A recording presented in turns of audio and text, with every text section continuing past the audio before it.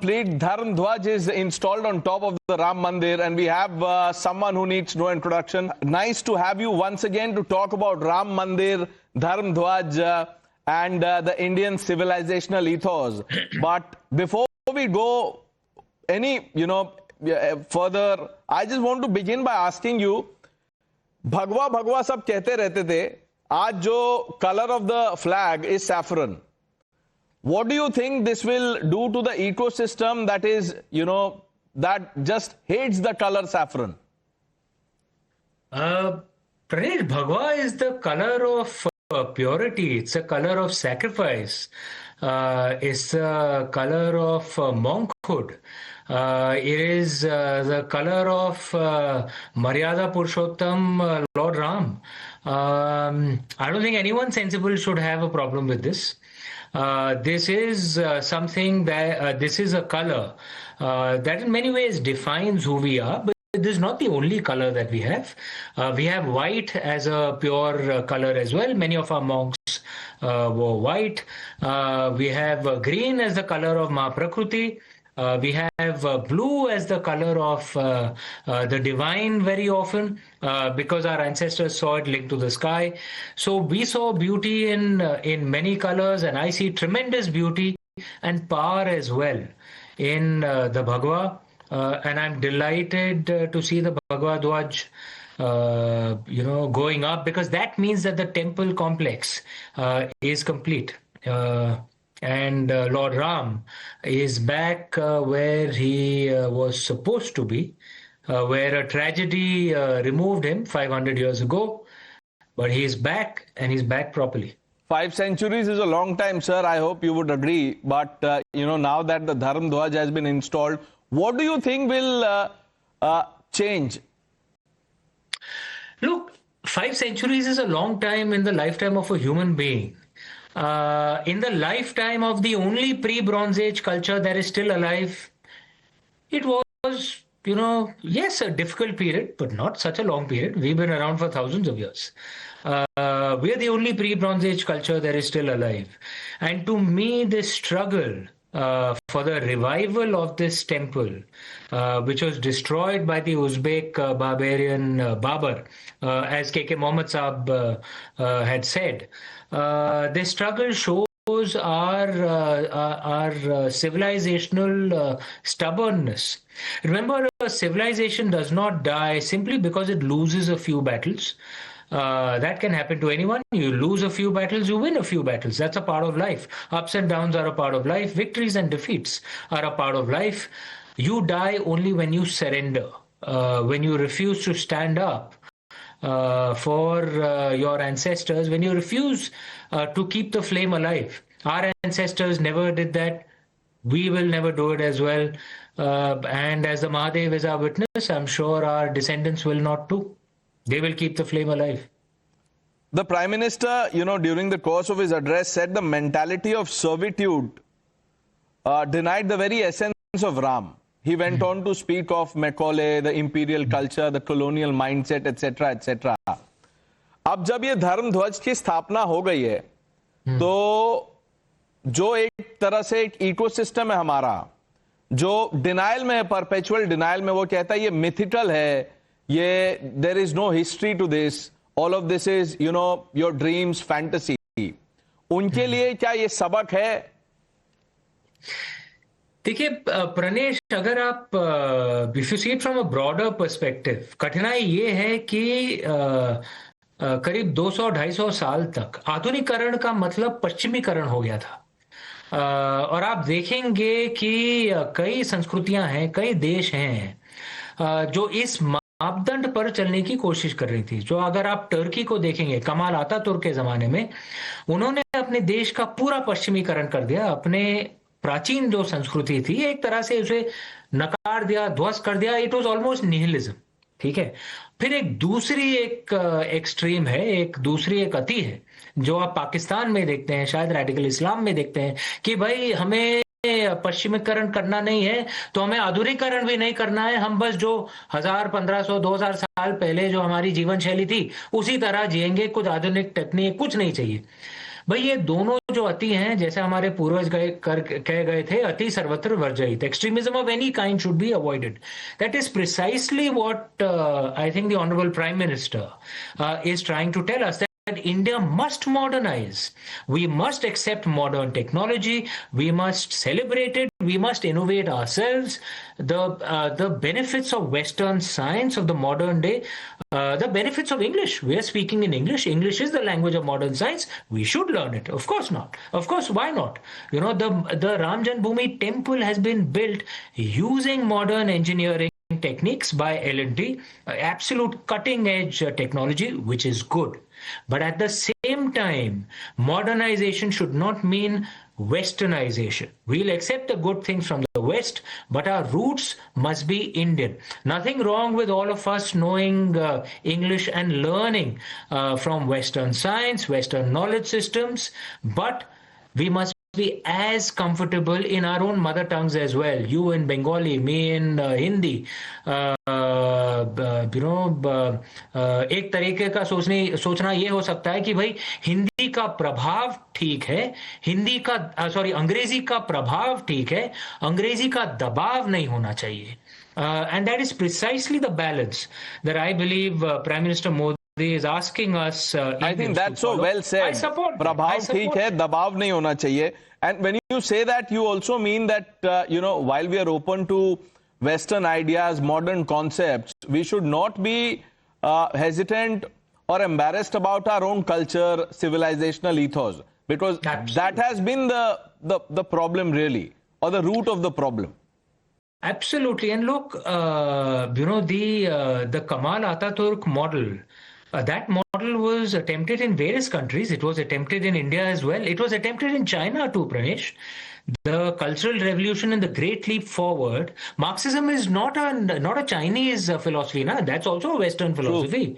And the Cultural Revolution and the Great Leap Forward was an attempt by the Chinese elite of that time to wipe out their traditional culture, and almost a nihilistic approach.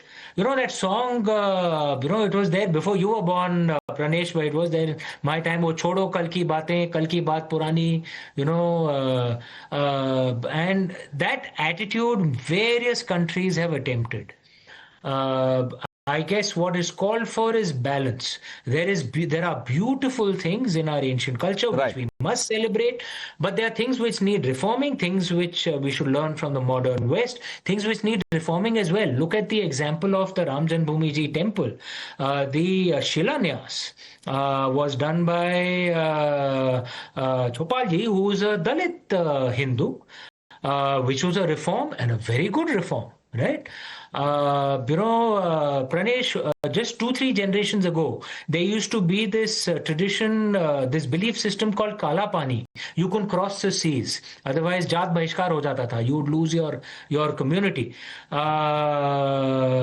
which was strange because in ancient times Indians were seafarers. We traveled abroad comfortably. Now that thing has come down. Let me tell you another almost defensive philosophy that Indians have got because of this 1,000 years of invasions, that Hindus don't do conversions. You can only be born a Hindu. Who said that, bhai?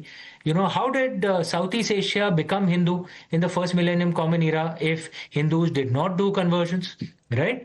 And of course, we would not be aggressive and ask other cultures to destroy the indigenous culture. No, we find a middle ground. We love and appreciate their rituals, and we add our rituals as well. We find it's a beautiful mix.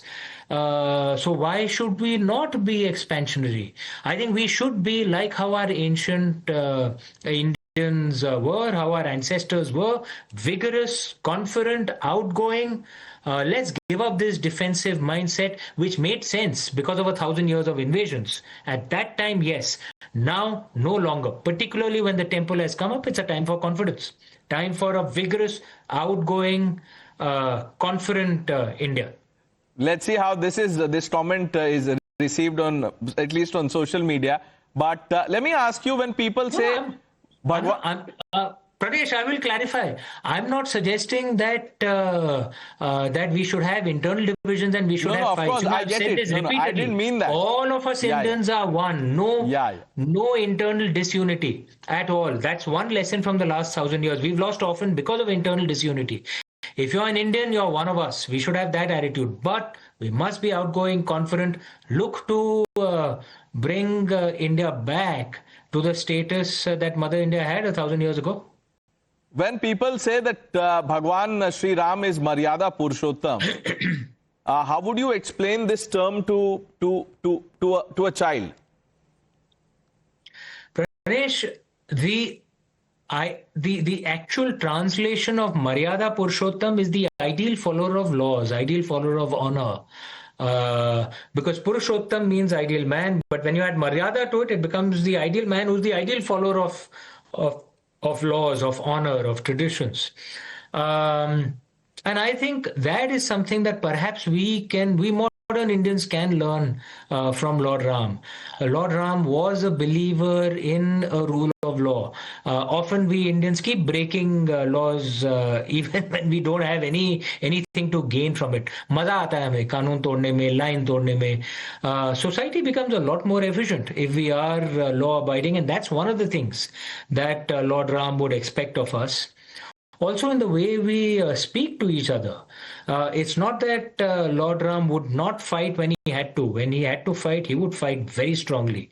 But there was a grace and manners in which he spoke to others. You know, at the end of the Ramayana, when Ravan was killed, Lord Ram said so beautifully, Marna Tani Vairani. That the end of that with death all enmity is over, and he treated Ravan's family with honor and respect, Ravan's citizens in Lanka with honor and respect, ensured that his family members were allowed to do full Vedic funeral rites as an enemy should be treated. And those are the things we should learn from Lord Ram, how we should behave, what should our we should have a sense of honor. We are followers of Lord Ram. We cannot just behave in any odd way.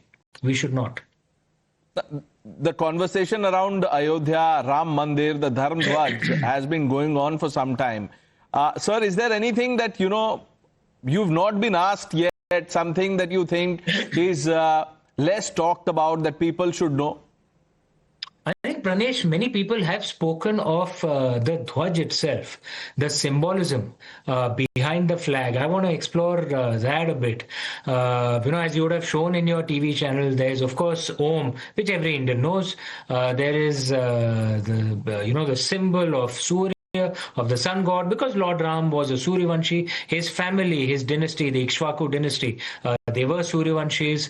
But there's also the Kovidara tree, which is a mark of the Ayodhya kingdom. This has been described in the Valmiki Ramayana. As I'm sure you're aware, there are 3 Ramayans that are credited to Valmiki ji: Valmiki Ramayana, Ananda Ramayana, and Adbhut Ramayana. These are the 3 Ramayans credited to Valmiki ji. There are many other later Ramayans as well. Among the interesting things is that this tree is not mentioned in the later Ramayans. I've said this, actually I don't know why. I've tried to research why. I don't know. Maybe that memory was forgotten. It is there in the Valmiki Ramayana though. And if you think about it, Pranesh, that memory is being revived now. With this flag, and this shows our civilizational memory. This shows our civilizational stubbornness. As Milan Kundera had said, civilization is the struggle of remembering against forgetting. Mother India stays alive because her children, us Indians, refuse to forget. We remember everything. We remember our symbols. We remember our ways. That's what makes Mother India Sanatan and eternal. Well said, sir. Prime Minister said Ayodhya was once the center of propriety, and now that Dharm Dhwaj has been installed, one hopes that the sense of propriety prevails, around us. I thank you for taking out some time to speak to us once again. Always a pleasure. Thank you. Thank you, Pranesh.